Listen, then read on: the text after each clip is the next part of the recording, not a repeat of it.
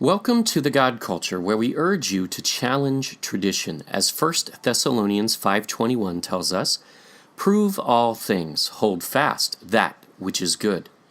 We do not intend to be confrontational, but to compare what the Bible really says versus the traditions of men, which Jesus himself rebuked. Jesus said to the Pharisees, "Full well ye reject the commandment of God, that ye may keep your own tradition." Mark 7:9. We are continuing our Solomon's Gold series today with part 6, Little Known History of Ophir, Philippines. By digging through history to find, in some cases, little-known facts about the Philippines, especially regarding the identity of Ophir, Tarshish, and Sheba. Again, in part 10 of our series, we will go even deeper into the ocean and use history, geography, and the Bible to prove that Philippines is Ophir. This is sure to blow your mind, but we still have some topics to deal with before getting to that, as we are testing the location of these lands as well as most of the elements of their stories. And this history will also blow your mind. It ties together so significantly well. On a side note, we would like to thank the many people who have reached out to us with your encouraging emails and comments.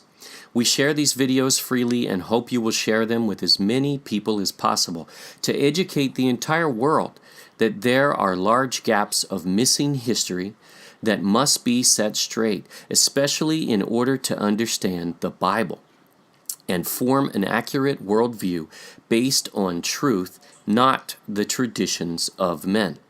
We would like to offer a special thank you to Robert Oliver, a tremendous researcher from Canada, for his Reflections, a Journal of Thoughts blog, as well as ancientphilippines.blogspot.com, as both of these sources were instrumental in pointing us in the right direction to begin this project in the very first place. Perhaps you have reviewed some of this information, but we will add to it and draw conclusions. We have provided a link to both sites in our description. Thus far, we have journeyed through the pages of Scripture, finding an abundance of clues, proving Ophir is a multitude of islands, a 3 years journey from the Red Sea beyond the Indian Ocean, east in the Orient, where Joktan's sons Sheba, Havilah, and Ophir settled. In our second series, we proved the Queen of Sheba also came from the Philippines. Our third segment corrected Jonah's journey when applying the true location of Tarshish, Ophir, and Sheba. We then found the link between the wood Solomon acquired from Ophir and the gopher Ophir wood Noah used to build the ark with the Nara tree, a word of Hebrew origin, tying in the Queen of Sheba in its definition. Finally, we set sail with the ancient ships of Solomon's day, proving the 3-year journey to Tarshish, Ophir, and Sheba was a much greater distance than most scholars realize. By the end of this series, and all the many proofs we will provide, we challenge anyone to prove that Philippines is not Ophir. When beginning our research, we were not sure this was the case. But now that we have continued our research all the way through, we are thoroughly 100% convinced that Philippines is a far more special land than it has been given credit. It is true that much of the Philippines' history has been all but erased, which raises a very large question. Why? We will let you draw your own conclusions on this, but this absence of history should raise flags as to who did this and why. What it does tell us is that the land of the Philippines must have far more significance than the world's power brokers would like us to know. Don't let them get away with that. Share these videos with everyone and let them begin their own journeys to prove this for themselves. Let us get thousands of people researching and uncovering, not under the umbrella of an organization, but by the leading of God's Holy Spirit. Let us all together establish a true grassroots crusade for knowledge with no leader but God, and no one wishing to make a name nor gain power nor money. Again, the God culture is not affiliated with any denomination. So, let's go back in time and see what history reveals. Magellan's contemporary, Duarte Barbosa, wrote that the people of Malacca, Malaysia, had described to him an island group known as the Lucos, whose people were as rich and more eminent than the Chins, Chinese, and that traded much gold and silver in bars, silk, rich cloth, and much very good wheat, beautiful porcelains, and many other merchandises. Perhaps this culture was not one of barbarians wearing diapers. In Magellan's Voyage Around the World, the author, Charles E. Noel, notes that Magellan himself had rewritten part of Barbosa's book, referring to the Lucos, and in his version, Magellan substituted Tarshish, and Ophir for the word Lucos. So Lucos equals Tarshish and Ophir. That's huge. But this is not the only reference that actually provides directions. Ferdinand Pinto's journal describes Lucos Islands as belonging to a large group of islands, many of which were rich in gold and silver. Pinto even goes as far as to give the exact latitude of the main Lucos Island as modern-day Luzon, Philippines. Multitude of islands rich in gold. No need to guess, though, because he gives the actual exact location of Lucos, which is Ophir and Tarshish and Sheba, as Luzon, Philippines. According to Colección General de Documentos Relativos a las Islas Filipinas, you might need to correct our Spanish there, document number 98, the Lucos were big, bearded, and white men. They were only interested in gold and silver when trading at Ophir. General Legazpi wrote, the ships of the Lucos were always laden with gold and silver, thus targets of the Spanish. These are big, bearded white men, the Phoenicians. In other words, Hiram, king of Tyre, which was part of Phoenicia, whom King Solomon hired to sail to Ophir to get gold and other resources. So, if these distinctive-looking men came to your land, might you remember them? Yep. Might you name an island after them and their trade? Perhaps. They are the Lucos, in which Luzon is named because that was the capital of Ophir, where the Lucos lived and traded. Yet another tie to the story of Solomon, the Queen of Sheba, Ophir, and Tarshish. Imagine that. See, the word Lucos is actually of Hebrew origin. Lucos in Hebrew, luko, meaning to gather, to glean. Wow, and there's another fit. Because the Phoenicians, Hiram, king of Tyre, gathered and gleaned from Ophir, the Philippines. And here is what Filipinos told explorers when they arrived. Genoese pilot Leon Pancaldo said that when Magellan landed in an island called Malau, perhaps Mindanao, in the southeastern part of the Philippines, they said they have already been visited by Caucasian white people, like them, even before 1521. Magellan did not discover the Philippines. It was already discovered and inhabited and far more ancient than the nation of its Spanish conquerors.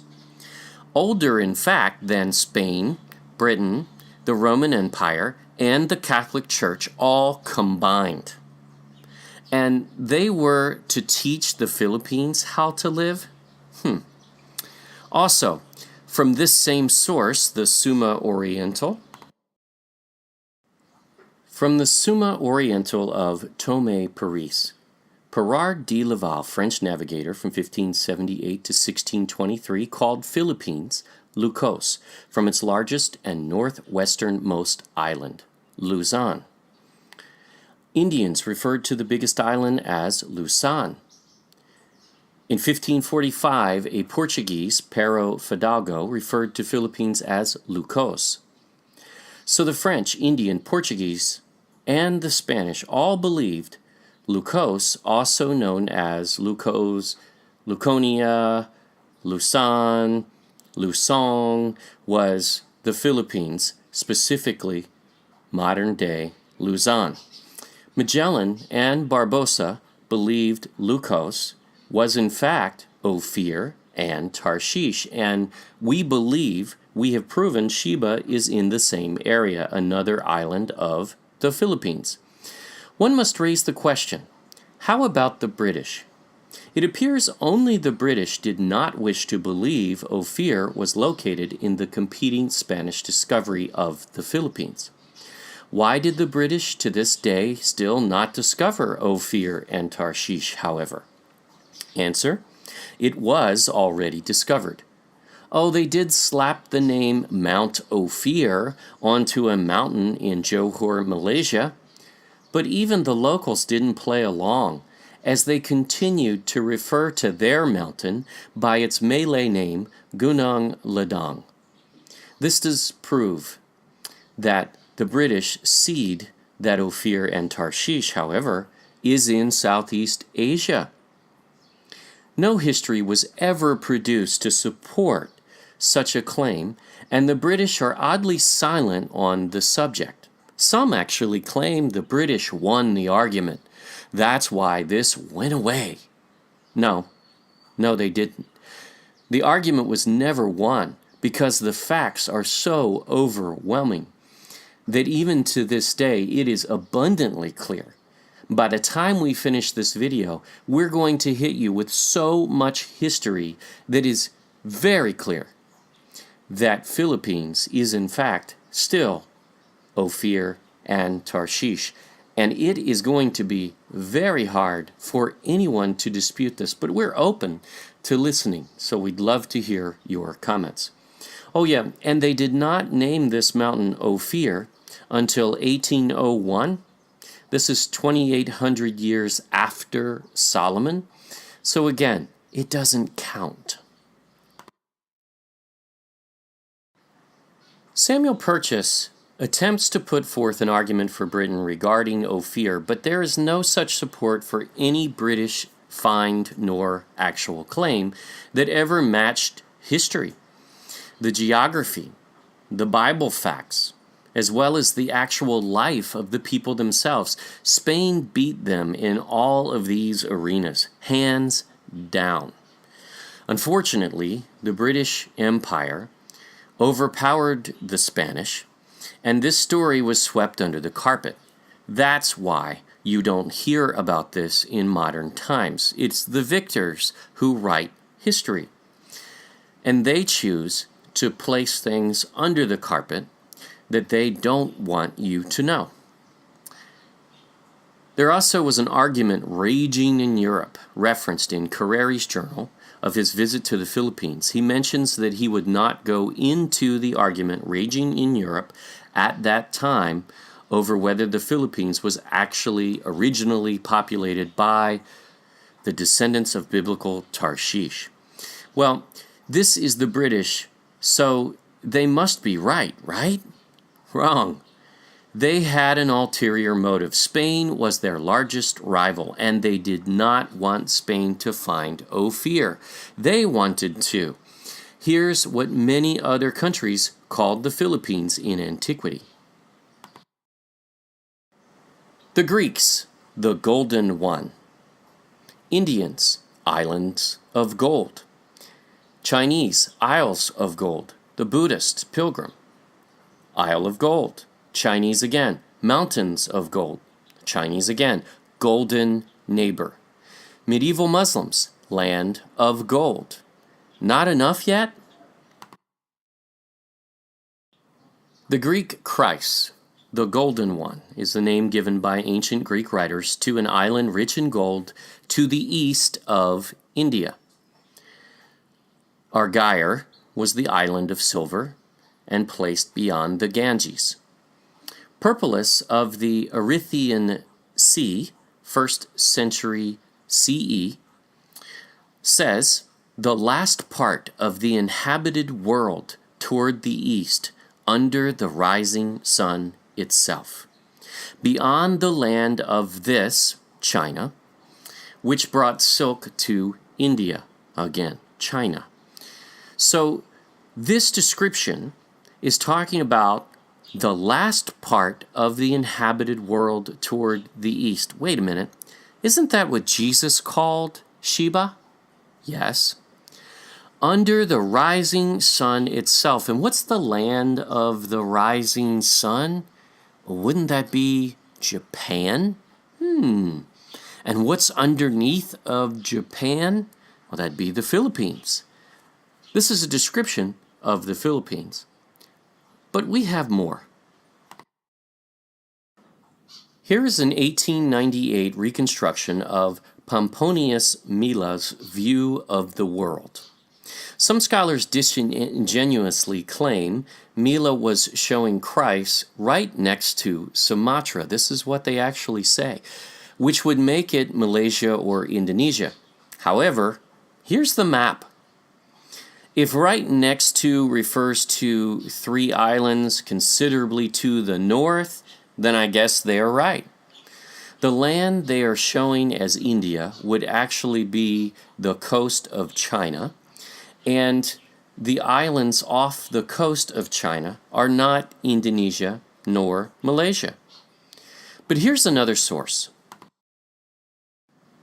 On the Turin world map, from 1160 BC. This is 200 years before Solomon, before he went to Ophir. Drawn by Egyptian scribe of the tomb Amenetkti. Don't know how to say that. Son of Ipoi. It depicts 2 Southeast Asian islands above the heads of Adam and Eve. Christ, Isle of Gold, and Argyre, Isle of Silver. Notice Adam and Eve here are pictured with the serpent looking at Eve and Eve looking at Adam. But Adam, where is he looking? At the island of Christ. Why? Well, Adam and Eve just sinned, which is why they are covering up. And Adam is looking at the place where they are headed next when they leave the Garden of Eden. Christ, which is modern-day Philippines, which is ancient Ophir and Havilah. We discuss this further in our part 10, so don't miss it. Did this just tie in our theory that Adam and Eve moved to ancient Havilah, which was renamed Ophir after the flood and is now Philippines? Also, this was drawn by an Egyptian. So we are now aware that the Egyptians knew of Ophir, Christ. And this is how their queens were dressed in the gold of Ophir from Psalm 45:9, which we shared before. And Flavius Josephus, around 100 CE, calls Christ in Latin Aria, and equates the island with biblical Ophir, from where the ships of Tyre and Solomon brought back gold and other trade items. March 4th, 1525. Less than 6 years after Magellan's voyage, Sebastian Cabot signed a contract with Spain, which did have as one of its objectives to discover Molokos, Malaysia, Tarshish, Ophir, Supanga, which is Japan, and Cathay, which is China.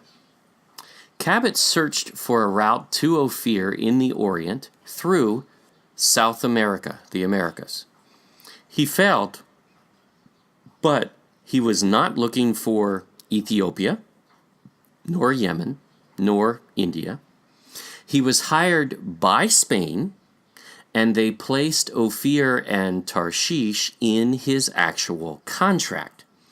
These are not fictitious lands, nor something that history has forgotten. This may have been suppressed, but all this evidence is still right before us. Process of elimination. Ophir and Tarshish are not China, Japan, nor Malaysia, Indonesia. This leaves the Philippines again.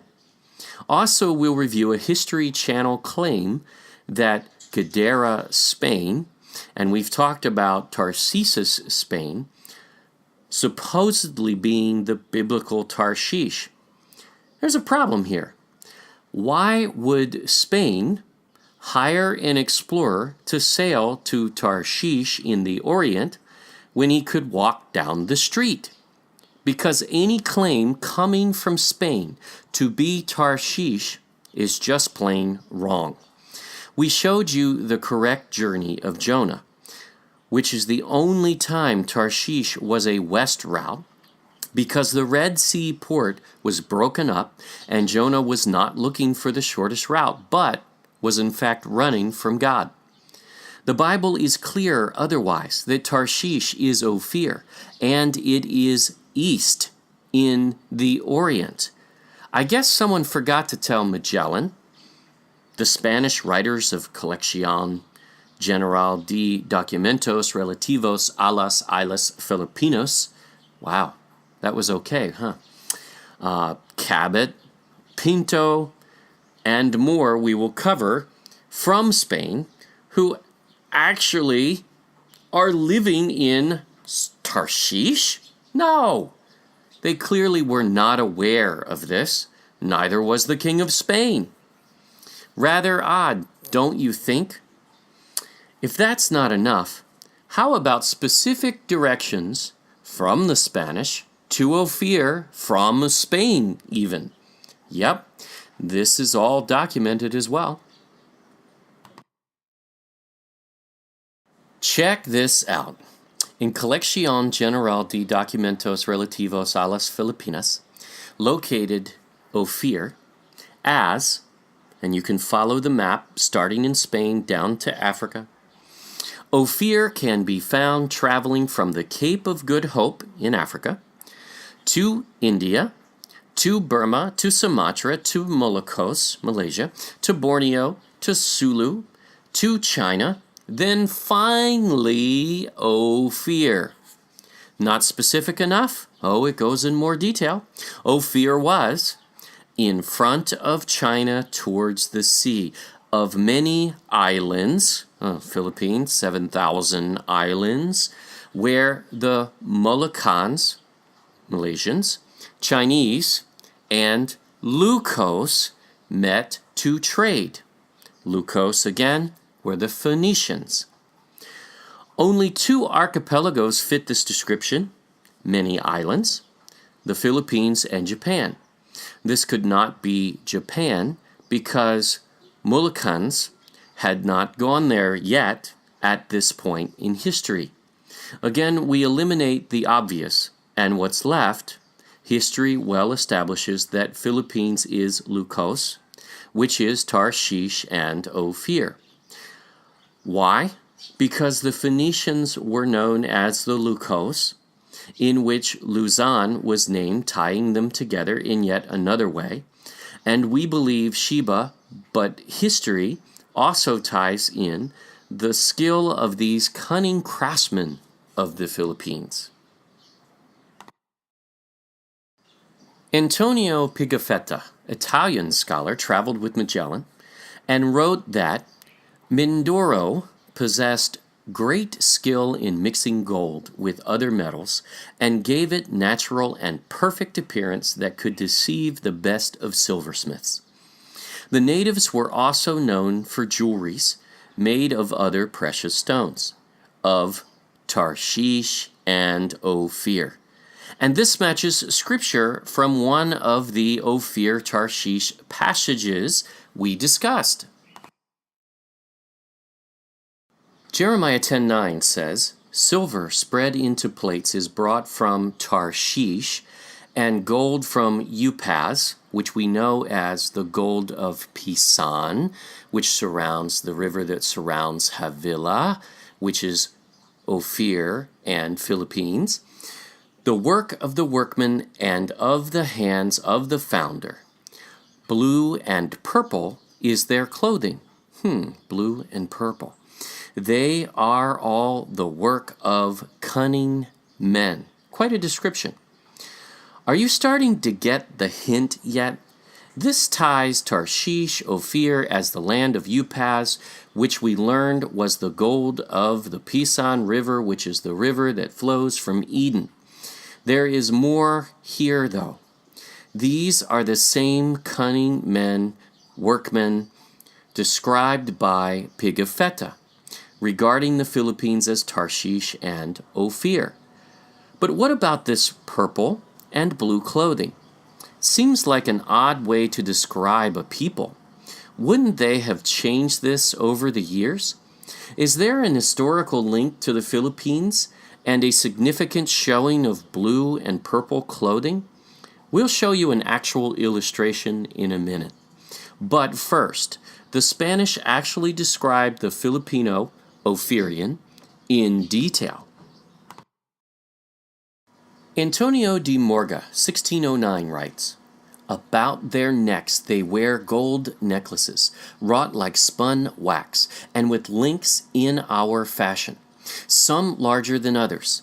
On their arms they wear armlets and wrought gold, which they call calambigas, and which are very large and made in different patterns. Some wear strings of precious stones, cornelians and agates, and other blue and white stones, which they esteem highly.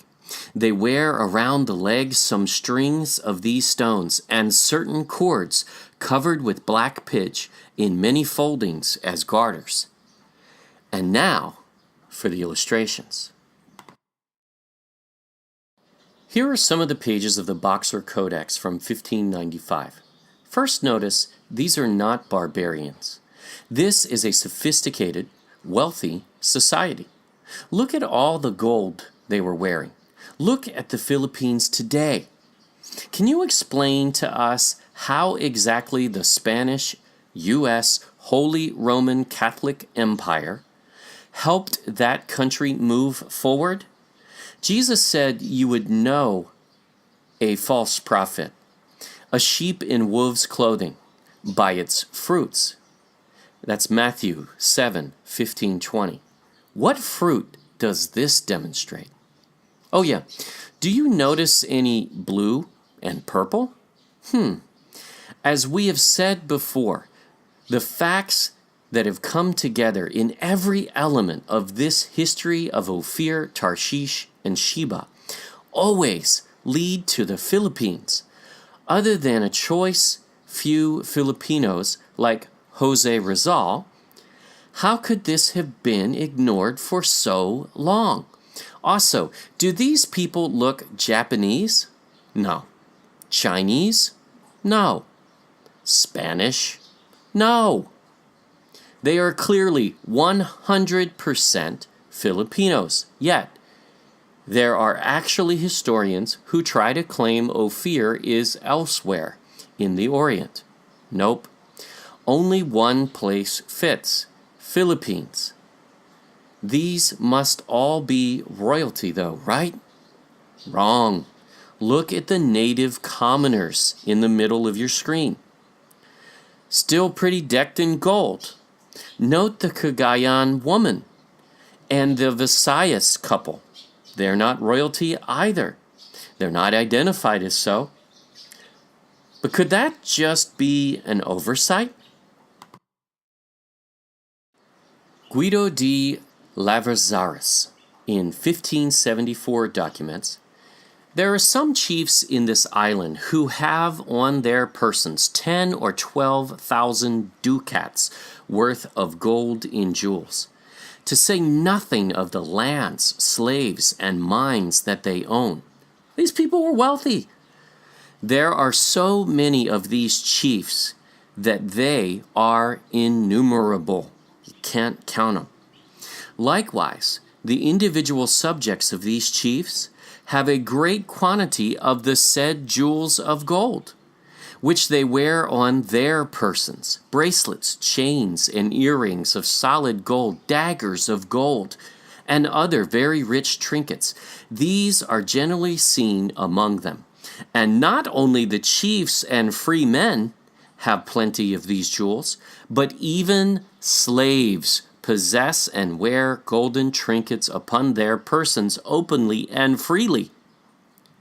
So everyone had much gold and wealth, the regular common man and even the slaves.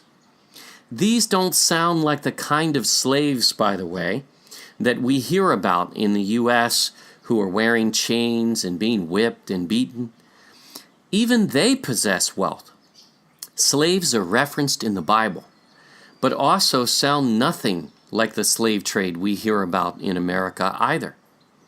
The Spanish documented this wealth, and then somehow it disappeared, leaving what some refer to today as a third world country of the Philippines.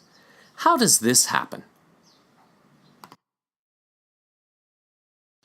In this island, there are many gold mines, some of which have been inspected by the Spaniards, who say that the natives work them as is done in Nueva España, with the mines of silver. And as in these mines, the vein of ore here is continuous. Essays have been made, yielding so great wealth that I shall not endeavor to describe them, lest I be suspected of lying. Time will prove the truth. Hernando Riquel, on the island of Luzon, 1574. Of course, these quotes and maps and directions and illustrations and hieroglyphics are nice, but where is the physical evidence? Well, they do kind of count as that, but wouldn't we find especially some of this pictured gold jewelry if it existed? Oh, we're glad you asked.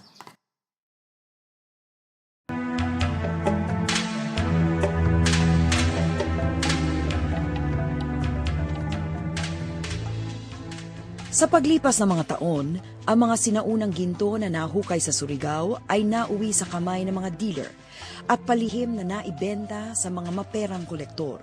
Ang iba ay napunta pa nga sa ibang bansa. Some of these gold objects had found their way in European collections already. Men and women both wore jewelry. Actually, the men... Si Dr. Florina Baker ang dating direktor at curator ng Gold of Ancestors ng Ayala Museum. Sa tansya raw ng mga eksperto, ang makalaglag pangang gintong nahukay ni Berto ay hinubog noong ika-10 hanggang ika-13 siglo. Ibig sabihin, ginawa ang mga alahas 300 taon bago pa man napadpad si Magellan sa Pilipinas. Ani Baker, marami na raw siyang nakitang hukay na ginto o archaeological gold mula sa Pilipinas, pero walang hihigit pa sa kasalukuyang exhibit. Nothing of this scale and magnitude and magnificence has ever been seen. Isuot ang sacred thread para madama ang bigat nito. Itong tinatawag na sacred thread, ang pinakaimportanteng pyesa ng gold collection ng Ayala Museum. Halos 4 na kilo ang timbang nitong gintong sablay.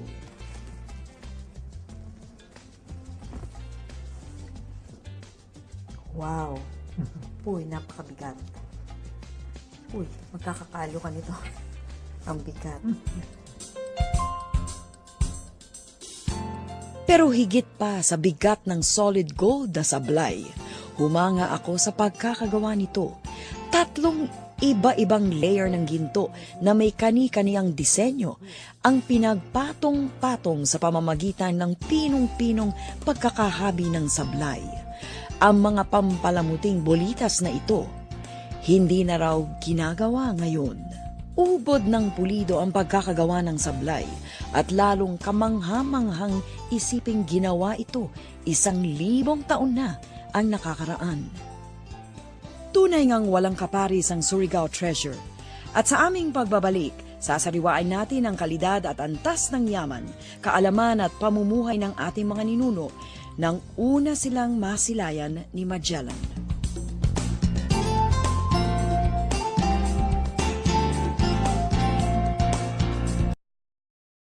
And where did this gold come from? When the Spanish arrived, the Philippines was so gilded with gold that most of the gold mines had been neglected. The natives proceed more slowly in this and content themselves with what they already possess in jewels and gold ingots handed down from antiquity, ancient times, and inherited from their ancestors. This is considerable, for he must be poor and wretched who has no gold chains, calambegas, and earrings. Again, who had this gold and jewelry wealth? Everyone, not just the royal class, which was innumerable, by the way, not a small group that led the country, no. And it was handed down from their ancestors, not necessarily forged in that era, as the gold mines were neglected. One actually stood out as poor if they did not have gold and jewels on their person. The mines had been neglected, meaning they had enough gold from their ancestors, and gold was not in demand among Filipinos, Ophirians. Can you imagine this? Isn't this the same as the Boxer Codex? The Boxer Codex actually helped to date and ID many pieces that were discovered in Surigao. However, this only dates when the gold was worn in the picture. It could have been 2,000 years old, passed through several generations. And how do archaeologists decide the gold could be dated?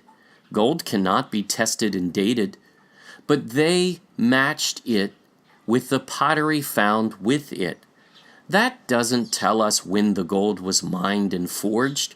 This does show a timestamp, however, of when the gold items were last owned, though. The gold could still have been passed for centuries, and according to history, it was. We don't have time today, but look up the breastplate the high priest of the temple wore in Israel. Could this sacred thread be similar? Was it made in the Philippines for Solomon? Is there a connection with this scripture? Daniel 10:5. Then I lifted up mine eyes and looked, and behold, a certain man clothed in linen, whose loins were girded with fine gold of Upas. Again, we know Upas is the gold of the Pisan River, which surrounds ancient Havilah, which became Ophir after the flood and is modern-day Philippines. You got to see our part 10, Where is the River from Eden? We prove this. Did Daniel see something similar to this sacred thread from the Philippines or the belt of fine gold worn here? We do know that Philippine gold has been found in ancient Egypt. Gold jewelry of Philippine origin has been found in 1st century Egypt. What? How is this possible? This is confirmed from 3 different sources. Could it be that Cebu, which we covered, was spelled with an S and SH in history? Shebu is the same meaning as Sheba. But could it be that this ancient Egypt tie has a link here?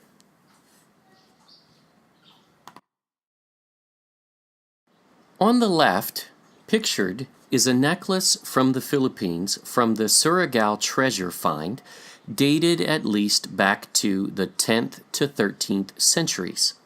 Again, we believe it is much older than that. Notice how similar it is to the Shebu collar. Wait, the Egyptians called their collar Shebu? The ancient name of the kingdom of Cebu, Sheba? Yes. Let's take another look at the Boxer Codex illustrations and see what it shows. Every person pictured here in this illustration is wearing a necklace similar to the Egyptian Shebu collar. Is this merely a coincidence? Or is Shebu, the Shebu collar, actually named after its place of origin? Shebu, Cebu, Sheba. So, when the Bible references Solomon's navy returning from Ophir with 420 talents of gold in Kings and Chronicles, a talent, by the way, is 75 to 150 pounds depending on the unit of measurement. This would have been over 30 tons of gold. We know Solomon's ships may have been able to carry up to 600 tons, so certainly were adequate for the journey. Where is the sophisticated mining equipment, though?